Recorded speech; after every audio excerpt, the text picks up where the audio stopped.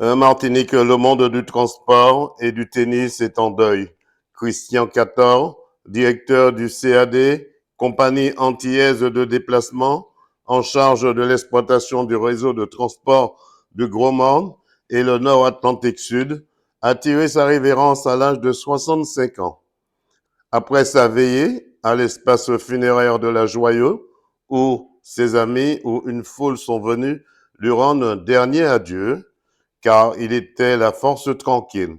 Puis c'est à l'église paroissiale de Trinité qu'il a reçu un vibrant hommage. Il a un grand cœur, et pas seulement parce qu'il est grand, son cœur déborde largement de son mètre 90. C'est lui qui est toujours là pour moi, celui qui m'appelle tous les jours, et même plusieurs fois par jour, juste pour savoir comment je vais.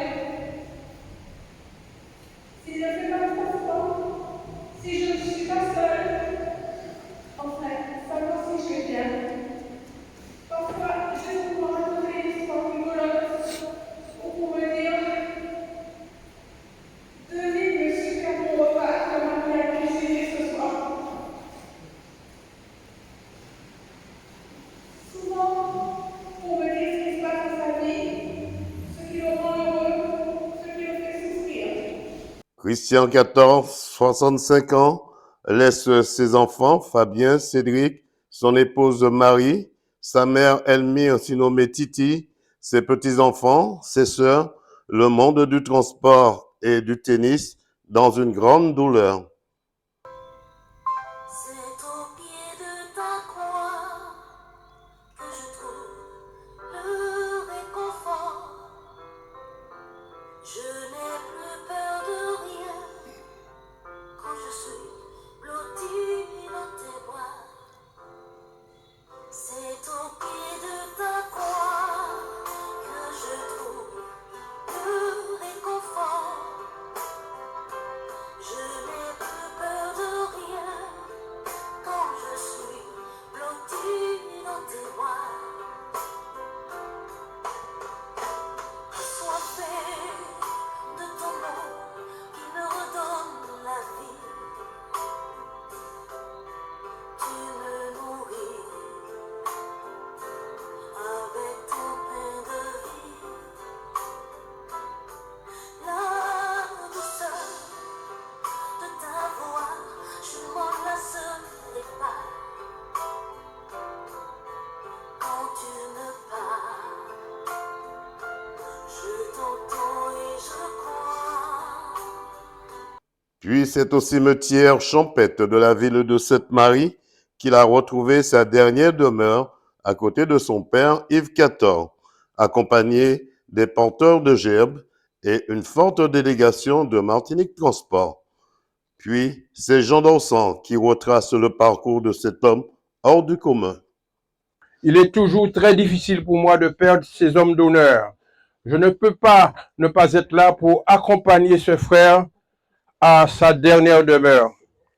Et si on me demandait de tracer le portrait de Christian XIV, je dirais, j'écrirais d'ailleurs en lettres d'or et au repli de mon cœur, sagesse, discipline, religieux, responsable, sérieux, discipliné. Voilà ce que je retiens de cet homme.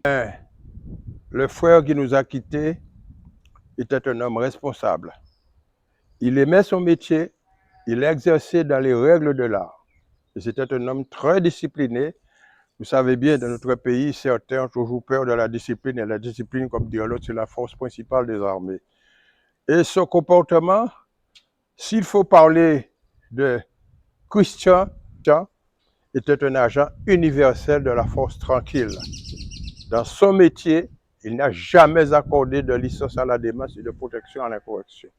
Il a toujours été un homme de discipline qui veut que les choses aillent dans le bon sens pour que le transport public de voyageurs dans les secteurs de Gaumont, Trinité et Aubert fonctionne de la manière la plus équitable au bon service des usagers qui aujourd'hui, dans le grand transport en général, usagers qui cherchent la terre ferme ne sont jamais pouvoir y accéder.